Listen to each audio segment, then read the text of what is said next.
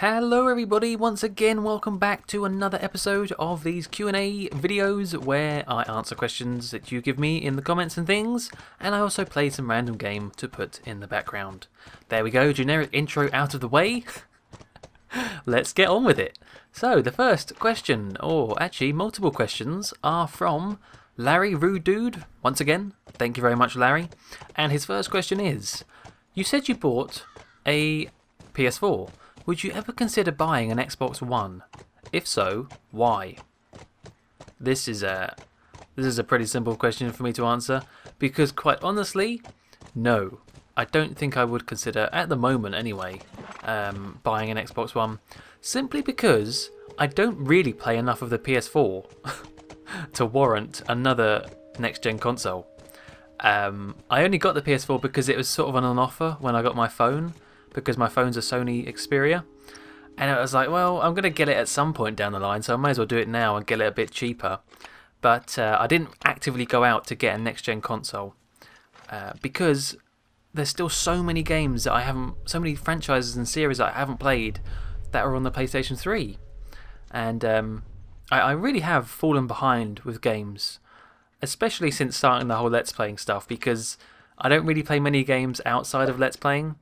And because I Let's Play mainly older games, newer games tend to get pushed aside.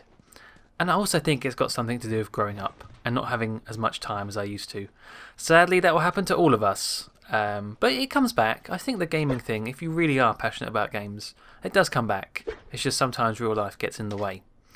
But no, I don't think and not to say anything too bad against the Xbox One. I know it had that whole hoo-ha about being online originally, and then they did a big U-turn, Microsoft, about having to be connected.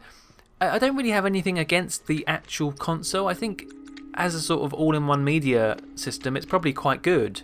All-in-one, Xbox One, haha. That's why it's called that.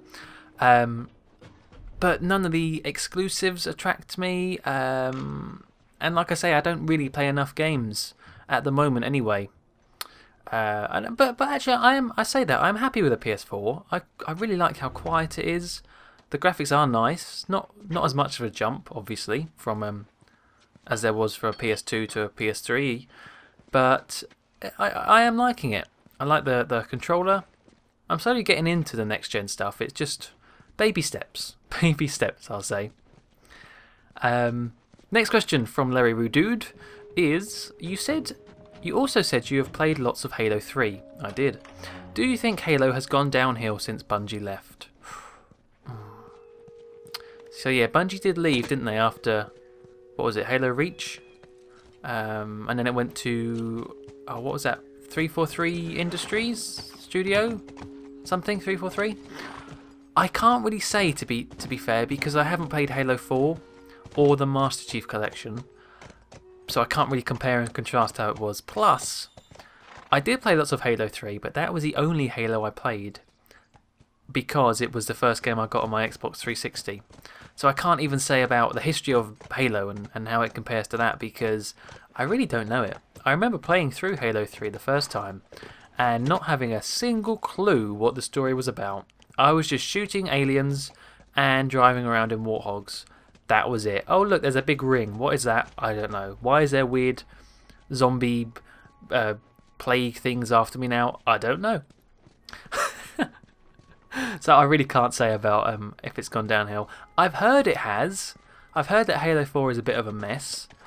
And I've also heard that the Master Chief Collection has been a little bit dodgy with the way it's kind of been rolled out with servers and things. Oh, and didn't they also do the remake of the first one, Halo Anniversary Edition? That was supposed to be quite good, but yeah, I suspect it probably has gone downhill, but that's because it is quite a good standard to begin with, maybe, and people are very passionate about that franchise. I guess it's because for a lot of people, it sums up their online experience, especially Halo 2, I hear. So when it's not quite up to par, people get angry, I think. Or maybe it's just legitimately bad. Maybe they're just legitimately bad games. Who knows? Sorry, I couldn't really give a better answer to that. And Larry's third and final question, again about Halo, is would you ever consider doing an LP of any of the Halo games? No, I don't think so, because if I was to do one, it would only have to be Halo 3, because that's the one I've played and I have the most attachment to.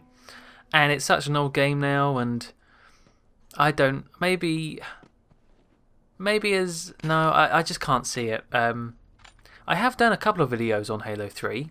They were about the map making, the Forge mode that I used to play a lot with my friends, making racetracks and things like that. So I'll put those in the description maybe, if you're interested. I'll link to them. But I don't think I'd do a full-blown Let's Play. If I was to do any video on Halo, it might be like a one-off sort of thing, but not, not a Let's Play. Sorry if that disappoints you, but it's just, you have to have that sort of feeling about a Let's Play, like, yeah, that's going to work, I'm going to enjoy this. And I don't really feel that with Halo. I really don't. Which is a shame, because I did like playing that and being amazed at the water graphics when I first played the Xbox 360. Alright, so that is all the questions from Larry Redoot. Thank you very much. Let's move on to some questions once again from Billy Bob Joe. Billy Bob Joe strikes back. And his first question is, are you a festive person? If so, do you celebrate Christmas and Easter with family and friends? And do you celebrate Christmas and Easter religiously or not? If so, why? If not, why not?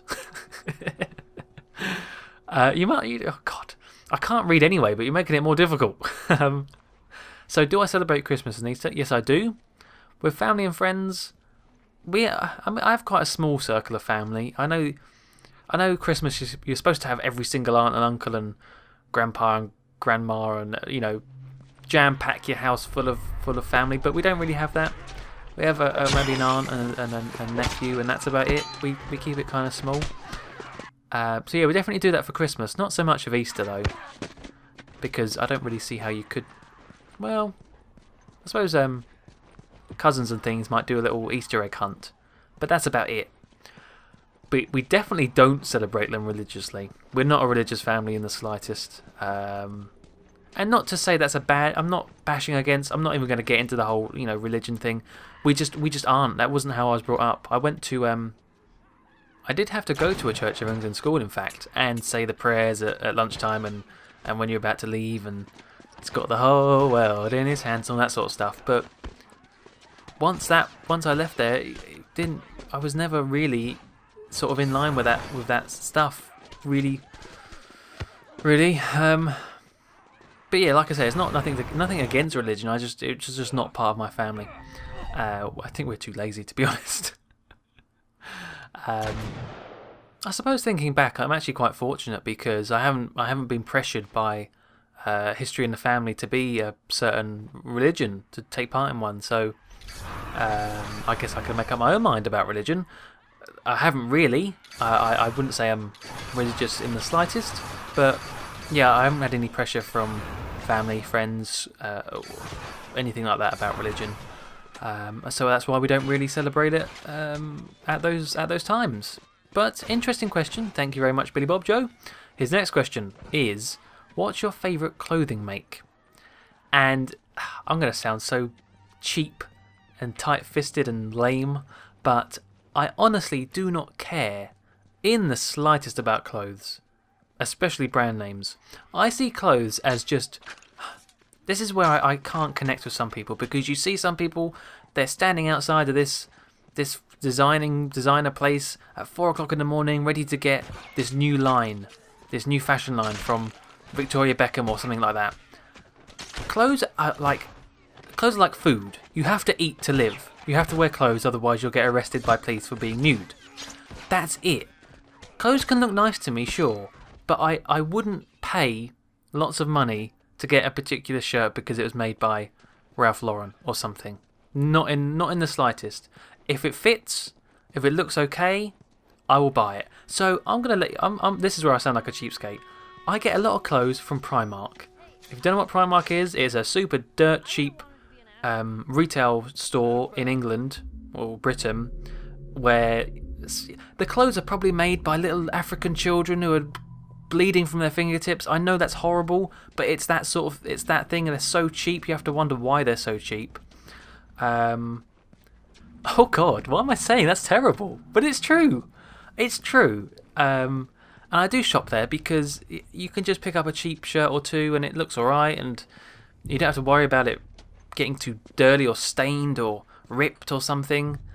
Because that's what if I got a really expensive shirt or a really expensive pair of jeans, I wouldn't ever wear them. I wouldn't want to. Oh God, there's a big puddle there. No. Or oh, there's mud over there. Stay away. I suppose you could wash them, but I just don't care about clothes really at the end of the day, and that's why I don't really have a favourite clothing make. How bad do I sound after that? Probably quite bad. But I do sometimes go out of my way to get a nice coat, maybe. Coats are important to me. You've got to have a nice coat. Maybe a nice pair of shoes every now and then. In fact, shoes definitely, because I've now realised I used to buy lots and lots of cheap shoes. This is my feeling.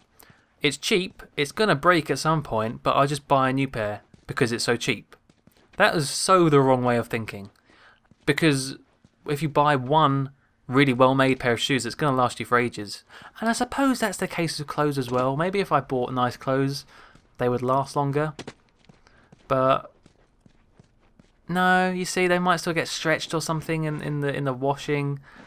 I wouldn't want to risk it.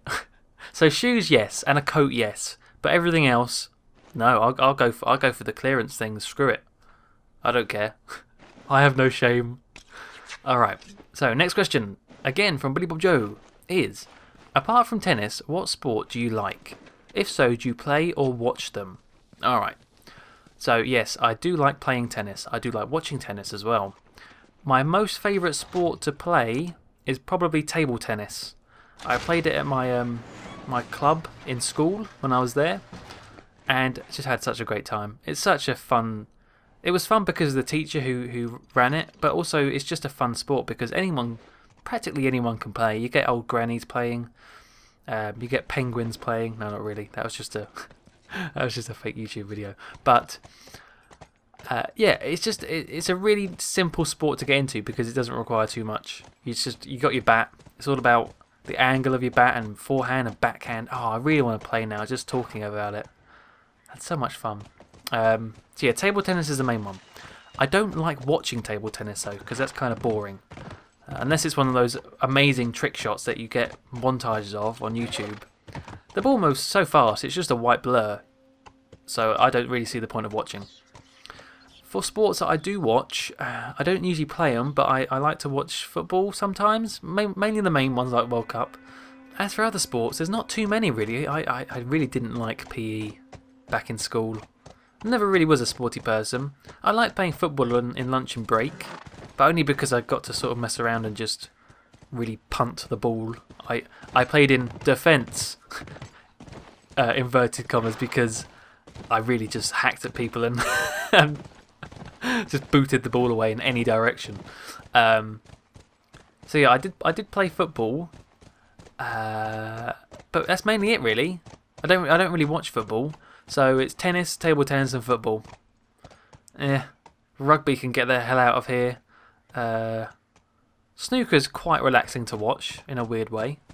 It's very satisfying when someone gets a nice... They just line up perfectly. I'd like to go back and play a bit more football, but I'd be worried about how quickly I'd run out of breath. I think I need to start running some more, because I bet, compared to how I used to play back in school, I would be a lot worse. Oh, that's sad, isn't it? Must get fitter. That's a late New Year's resolution there. Alright, and so Billy Bob's last question is: Freeview, Sky, Virgin Media or BT? And if you can, why? Now I'm not entirely sure about this question.